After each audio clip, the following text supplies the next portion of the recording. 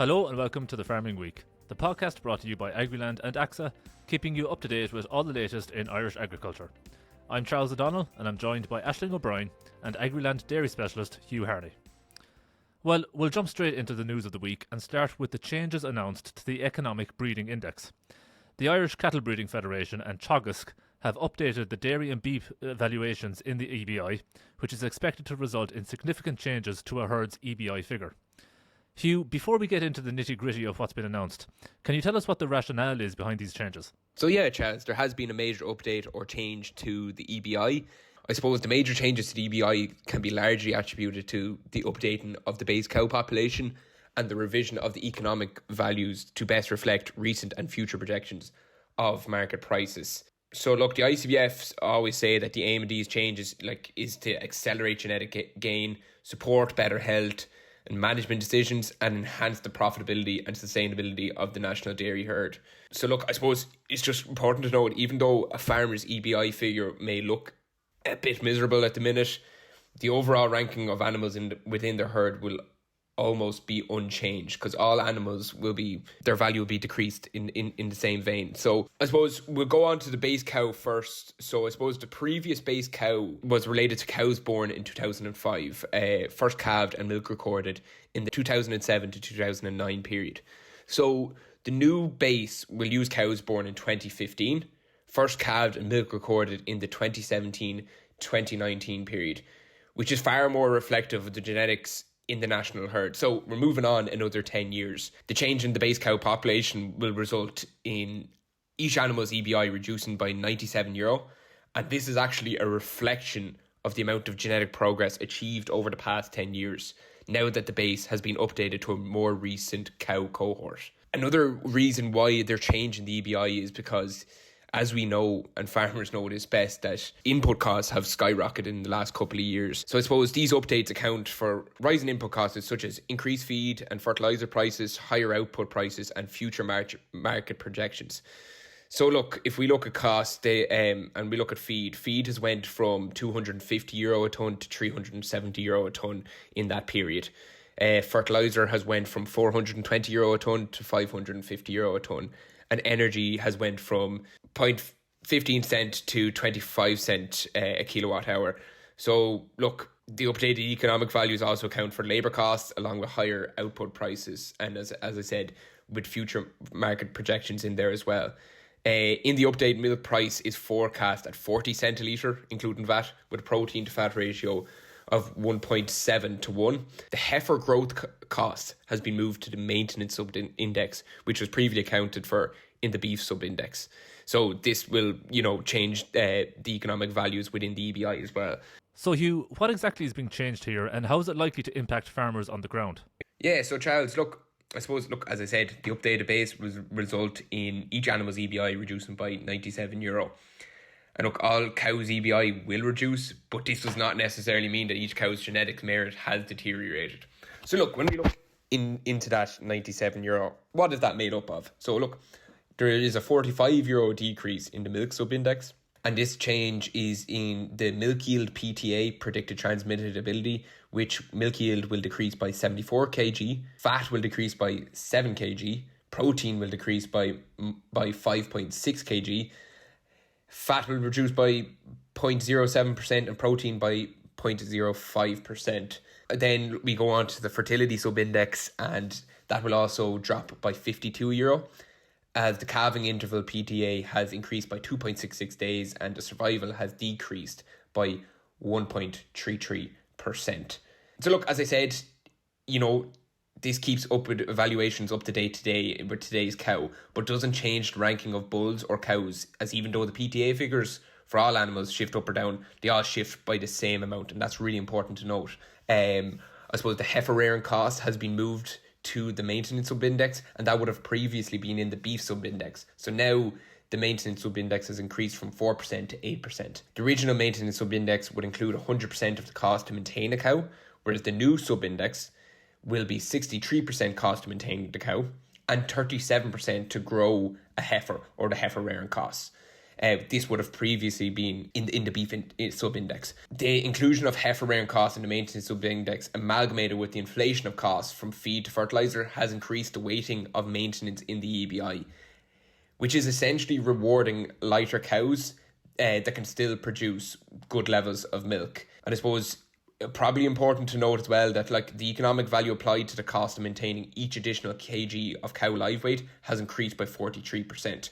But look, I suppose I have to mention as well, Charles, that due to the increase in the cull cow price and carcass weight, the beef sub-index for cows will see an average increase of €5. So this will actually be rewarding the bigger cows, and then the smaller cows will be penalised in the beef sub-index.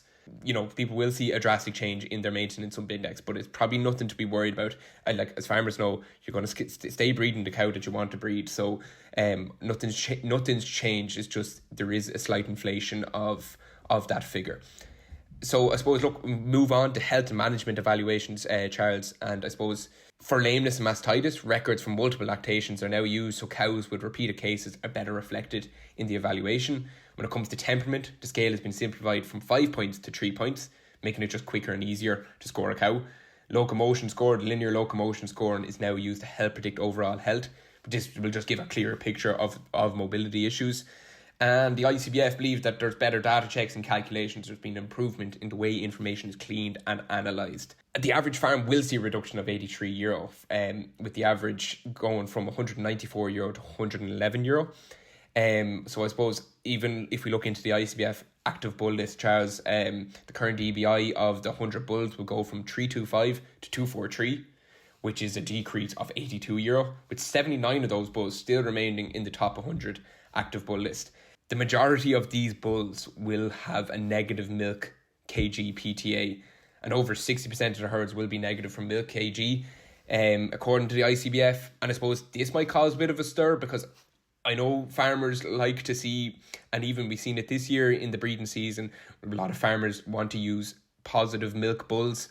And so look, that might be something that will cause a bit of a stir, but we'll see. There's a lot of changes in there, but I suppose the important thing to note for farmers is that, like, even though your EBI has taken a hit, in most cases it actually hasn't, as all cows in the country have decreased in line with your herd. So that's important to note. But a lot in there, Charles. So yeah, be interested to see where it goes from here. Thanks for taking us through those details, Hugh. We're going to move on now and talk about an issue that arose last week when Dairygold announced a 3 cent per litre cut to its milk price for August supplies. A 3 cent per litre cut is one you don't see every day, and it has seemed to have generated considerable anger among the processor suppliers. Now, we covered that milk price cut on our special edition of the podcast last week from Ploughing 2025, but the story is progressing this week. Aisling, what's the latest? So the very latest, Charles, is that the board of Dairygold is currently meeting with members as we speak to discuss the drop in the processor's milk price for August. As you said, last week we did cover how Dairygold decided to reduce that August quoted milk price down to 45 cent a litre, which was down 3 cent a litre compared to July's figure of 48 cent a litre. And that move, as you rightly said, it's been met with really strong criticism from farmers and farm organisations alike. Now, in a message to members last week, the board said that the purpose of the meeting in Mitchelstown today was to provide a business update to address any queries that members might have and to explain the rationale for the August milk price cut. And in announcing that price cut last week, the Dairygold chairperson Pat Clancy said there had been a dramatic deterioration in global dairy prices over the last 3 or 4 weeks. Increased global milk supply and weaker consumer sentiment have seen key Dairygold products, especially butter and cheese, fall by well over 3 cent a litre. And he said, based on dairy market futures, this downward trend is projected to continue into the first quarter of next year. And he said that the speed and timing and extent of the market falls is challenging as they emerge after the peak processing period, with seasonally higher stock levels exposed to these declining declining market returns. He also pointed to the fact that there is evidence in the marketplace of inventory being offloaded, putting further pressure on returns then. So last Friday, in response to the move to cut the milk price, over 200 farmers gathered outside Dairygold's offices in Mitchelstown to voice their anger, to voice their concern. And the concerned Dairygold shareholders group presented a letter on behalf of member suppliers containing some 7 questions to the board of Dairygold. Now, the group of farmers has stated that 3 cent a litre price cut for August supplies has cost the average supplier €1,600 for the month. And the committee of the concerned shareholder group called for the immediate resignation of the Dairygold board of directors due to what it said was the persistent underperformance in base milk price paid to suppliers. Now, one of the members of the concerned Dairygold shareholders group, Nigel Sweetenham, told Agriland that he was floored when the milk price cut was confirmed, and he warned that farmers have been severely impacted financially by this decrease, and he fears that there's more to come. Another member of the concerned Dairygold shareholders group and former Fianna Fáil TD for Cork, Ned O'Keefe, also shared his thoughts with Agriland. Have a listen. Well, farmers are here today because there's a massive drop in their income. Ferocious 3 cents, a massive reduction in milk this time of the year. But it should be going up rather than coming down. And we have to say that the world market is fluctuating with oversupply in New Zealand and America. But that's not our problem. Our problem here is worse than that. I mean, there has to be this rationalisation here. We have too much plant. We have over emphasis management, and there has to be an efficiency put in place. And that was member of the concerned Dairygold shareholders group and former Fianna Fáil TD for Cork, Ned O'Keefe, speaking there.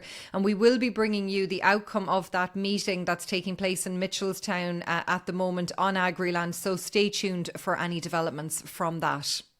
Now, Aisling, Dairygold's milk price was actually part of a general downward trend this month for milk price, wasn't it? Yeah, I think the scale of the Dairygold milk price cut, Charles, grabbed the main attention. But as you said, there was an overall downward trajectory across the majority of co-ops across Ireland for August milk. Tirlawn, Arabon, Tipperary, Kerry Dairy Ireland, Carberry, Lakeland Dairies, to name just a few, all referenced a dip in global dairy prices. And co-ops have also pointed to increased global milk supply in key markets as a major factor driving the decline in the price being paid to Irish farmers for milk supplied in August. And we also saw a slight reduction in the latest global dairy trade auction as well, which marked the 3rd decrease in a row as well. But Noel Murphy, who's the chair of the Irish Creamery Milk Supplier Association's Dairy Committee, believes that the co-ops have moved way too fast by reducing the price paid to farmers for August supplies. He pointed kind of to 2 aspects in his argument here, Charles. He said, firstly, the downturn in the market has taken place in September and not in August, to which these price cuts relate and are being applied. And he also believes that, in his opinion, there's a disparity in the approach taken by some co-ops because they can, on the one hand, claim that they've sold forward at a lower price and cannot pay suppliers in a rising market, but then they can also drop the price like a stone, he said, in a falling market, and we don't hear too much about higher forward prices then. And he said that the ICMSA will be seeking answers from co-ops as to how exactly they arrived at the kind of cuts that he said were going to be taking the order of €1,500 from the August check of an average milk supplier. Well, we'll move on now, but stay with issues predominantly dairy. The issue of the Nitrates Action Programme and the Nitrates derogation, and Ireland's efforts to retain the derogation, is one of the key ongoing issues in Irish agriculture and will likely remain so for the foreseeable future. So, Aisling, do we have any updates on that this week? Yeah, so it was obviously understandably a major talking point at the ploughing championships last week, Charles. And continuing into this week, Minister for Agriculture, Food and the Marine, Martin Hayden, has confirmed that the European Commissioner for the Environment is set to visit Ireland for talks on the nitrates derogation.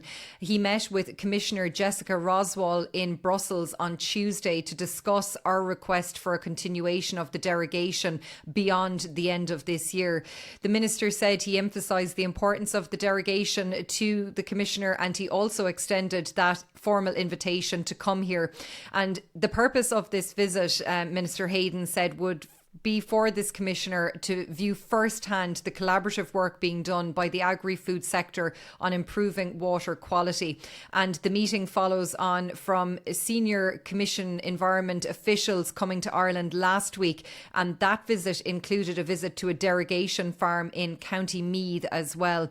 And the minister said securing an extension to Ireland's nitrates derogation remains a key government priority, and that was a message that was echoed by Bill Callanan, the Chief Inspector at the Department of Agriculture, this week as well, when he appeared before the Oireachtas Joint Committee on Agriculture and Food.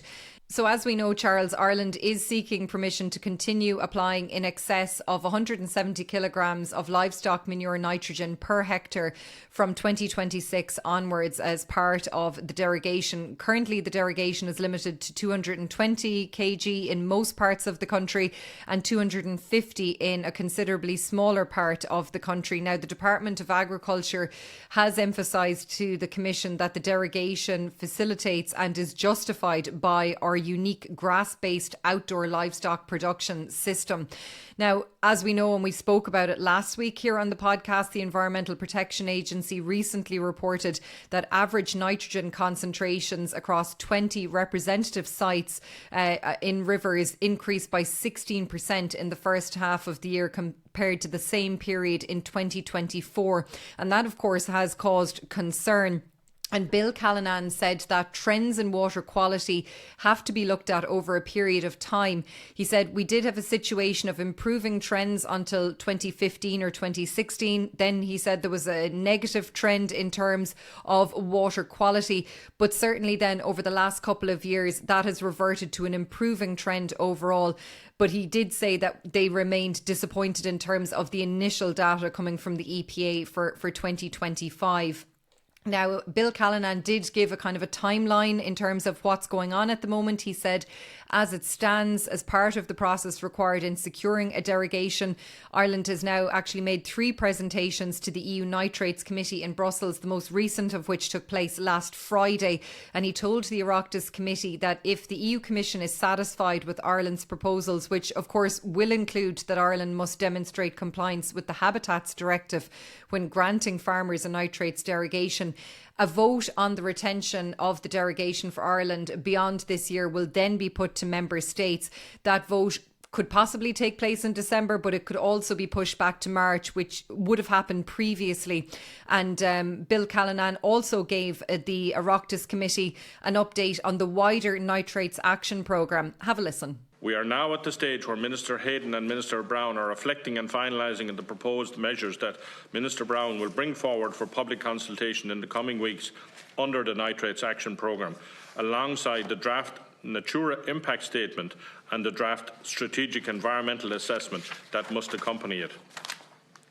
Over the coming months, the Department of Agriculture, Food and the Marine and the Department of Housing, Local Government and Heritage and broader government will all continue to work together to engage with stakeholders at a national and European level, both on the next Nitrates Action Programme and also on the nitrates derogation, and to ensure we have the best possible outcome for Ireland post-2025. And that was Bill Callanan there, the Chief Inspector at the Department of Agriculture, Food and the Marine. And before we leave nitrates, Charles, the ICMSA met with officials from the European Commission this week over in Brussels to discuss the renewal of the derogation. And the delegation included the ICMSA President Dennis Drennan, and they met with the Directorate General for the Environment. Those officials, I'd imagine some of those officials had come to Ireland on that official visit as well, so they'd be very familiar. And Dennis Drennan said that the Commission did acknowledge the enormous efforts being made by farmers and the wider agriculture sector, and they said that it's up to the Irish government to put the strongest case possible for its retention, he said. And he also said that the ICMSA outlined the huge efforts being made by individual farmers across Ireland, and also the whole of industry approach. And he believes that the Commission understands the unique grass-based family model of farming in Ireland and has acknowledged the efforts being made on individual farms across the country as well. So definitely a story that will be developing more over the coming weeks, Charles. Just as we're talking about nitrates, the deadline for spreading slurry this year is Tuesday, September 30th, which means there is only a few days left to get the remaining slurry in the tanks out. So an important date to keep in mind there. And just one other quick news update before we move on to our next item, which is that the EU deforestation regulation, the EUDR, looks set to be delayed again. The measure is designed to prevent goods that come from deforested land being sold on the EU market, and it was due to come into effect on December 30th this year, which was itself a delayed date. Now the European Commission wants to push it back again by another year, and you can read why in our article on our website and app. An independent TD brought forward a private member's bill in the Dáil this week to address the issue of trespassing on land. Aisling, can you tell us more about this? Yeah, it's something unfortunately we're very much aware of on Agriland, Charles. Trespassing on farms, it has become a major problem for farmers in parts of the country. We've seen activities such as illegal lurching and the unauthorised use of quads, scramblers and motorbikes on agricultural land as well. And as you said, this week, independent TD for Offaly, Carol Nolan, brought forward a private member's bill on the issue of farm trespassing. And she said that the legislation is aimed at addressing the offence of trespassing on farm and agricultural land. So this bill actually seeks to amend Section 13 of the current Criminal Justice Act of 1994.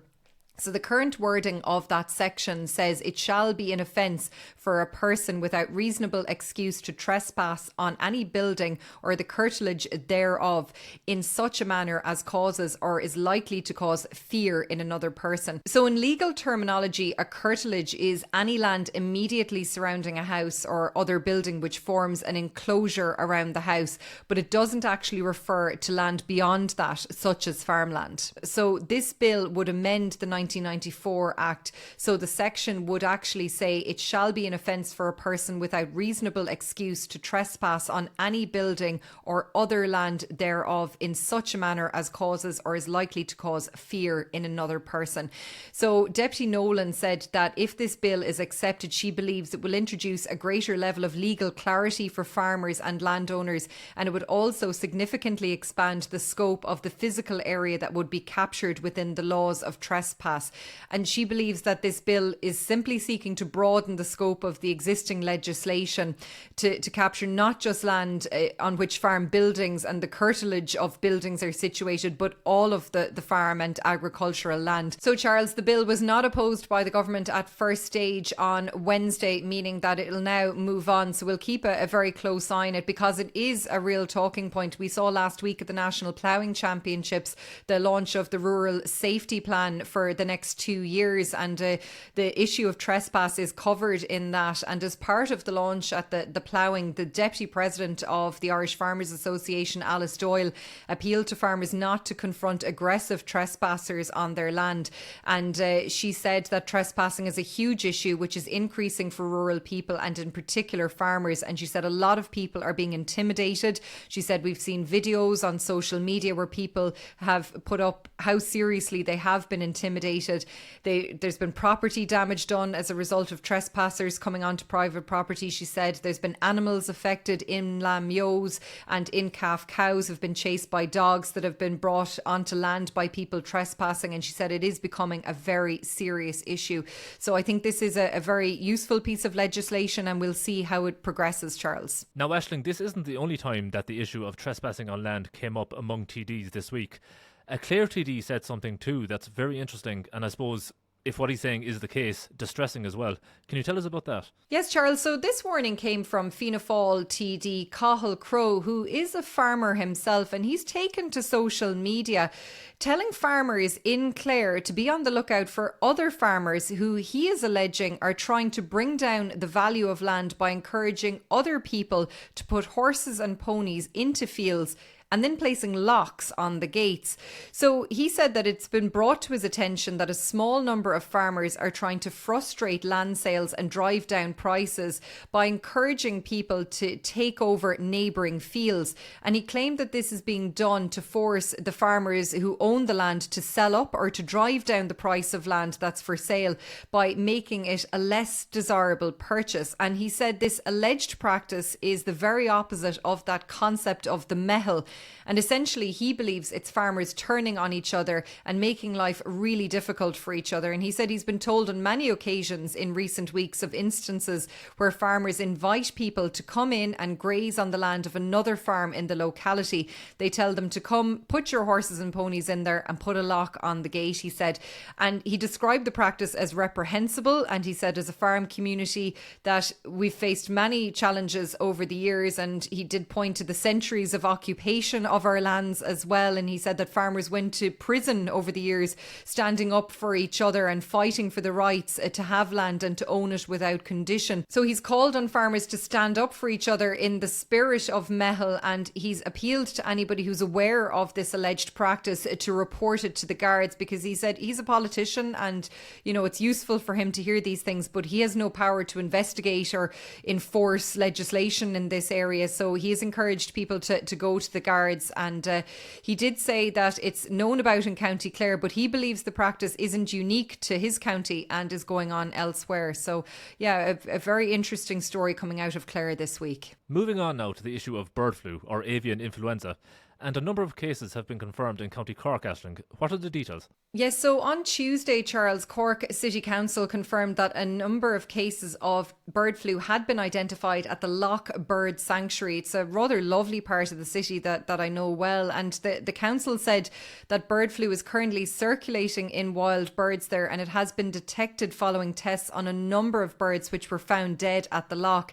Now, it's issued a warning for anybody visiting the area to avoid contact with sick or dead wild birds, and a temporary ban on fishing has been introduced as well at the amenity, and the bird feeder has been decommissioned temporarily as well as a precaution. Now, the council said that agreed protocols are in place to ensure the swift removal of sick or dead birds from the area. And following that announcement, the IFA's poultry chair Nigel Sweetnam said that bird flu is arriving earlier this season and with greater intensity. He actually sits on the Copa Cogeca working party on poultry. Of course, Copa Cogeca, that European umbrella group representing farmers and agri cooperatives, and he was saying that he's encouraging everybody now to act and to tighten up your biosecurity if needed. And he said any potential gap in biosecurity is a risk to your flock and to the wider poultry sector as well. And he pointed to the fact that avian influenza has returned with renewed force across Europe,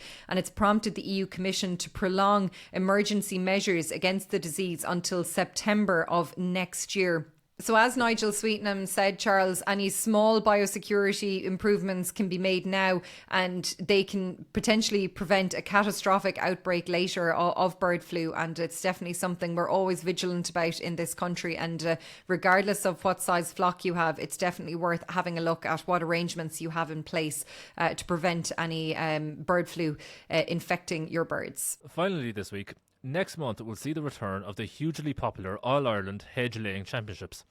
Aisling, what do people need to know if they want to attend? Okay, so Charles, hedge laying, if for people who don't know, it's a highly skilled traditional craft, and it ensures healthy and abundant hedgerows, and it involves the careful cutting and weaving of branches. It's really an art, and you can see a photo of it on Agriland's website and app. So as you said, there's a championship for this, and people compete across the island, and the championships will take place this year on Saturday, October 18th in Ballytrim Road in Downpatrick in County Down, and it will attract competitors from across the island. Now, Hedgerows Ireland said that laid hedges can sequester carbon, provide greater benefits for animals, birds and insects, and create livestock-proof barriers as well.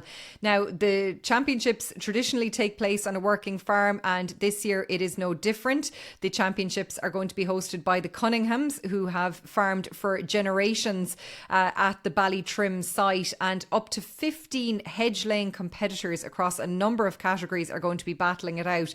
But the experts are ultimately vying for the All-Ireland trophy, and it was won last year in Kildare by Brendan Redden, and the overall runner-up prize went to Robert Hogg. So the standard was very high last year, Charles, and I've no doubt it will be the same. So if you want to go along to the event, admission is free, and there's car parking on site as well, we're told. So October 18th from 10 a.m. until 4 p.m. there'll be other traditional crafts on show as well, and no doubt it'll be amazing to see see those experts tackling the hedgerows in such an amazing way over the couple of hours, and we wish them all the very best of luck. That's almost all we have time for.